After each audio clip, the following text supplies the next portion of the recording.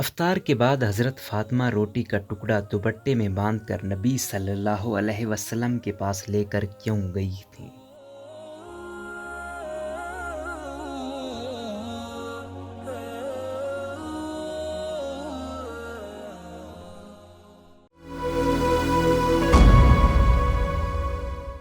نبی صلی اللہ علیہ وسلم کی پوری زندگی مسلمانوں کے لیے مشعل راہ ہے۔ انہوں نے زندگی کے ہر قدم پر اللہ کے دین کو واضح سمجھایا اور شریعت کے اصولوں پر چلنے کی تلقین کی۔ نبی صلی اللہ علیہ وسلم نے ہمیں صبر کرنے کا بھی درس دیا اور خود مشکل سے مشکل معاملات میں صبر کر کے دکھایا۔ نبی نے جو کچھ کیا اپنی امت کی بھلائی اور رہنمائی کے لیے کیا۔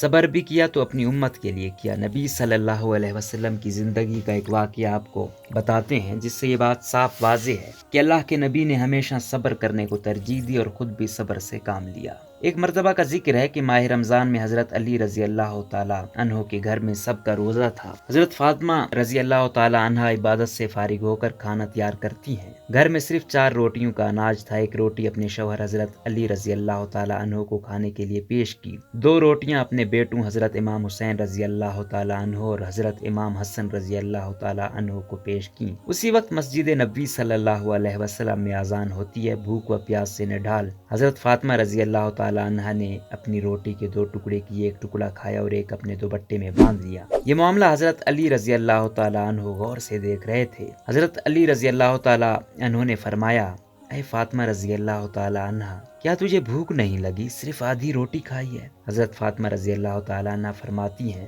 اے علی، ہو سکتا ہے کہ میرے بابا محمد صلی اللہ علیہ وسلم نے کچھ نہ کھایا ہو۔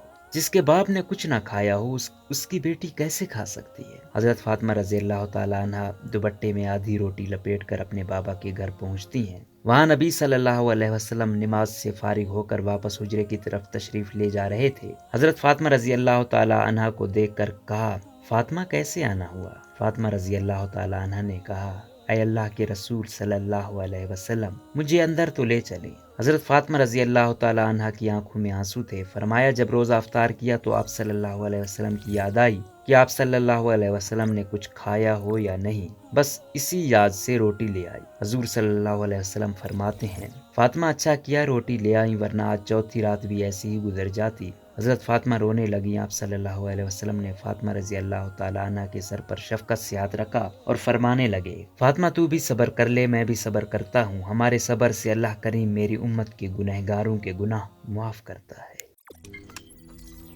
روزنامہ قدرت کی ویڈیو دیکھنے کے لیے ابھی یوٹیوب چینل پر سبسکرائب کریں اور بیل آئیکن پر بھی کلک کریں۔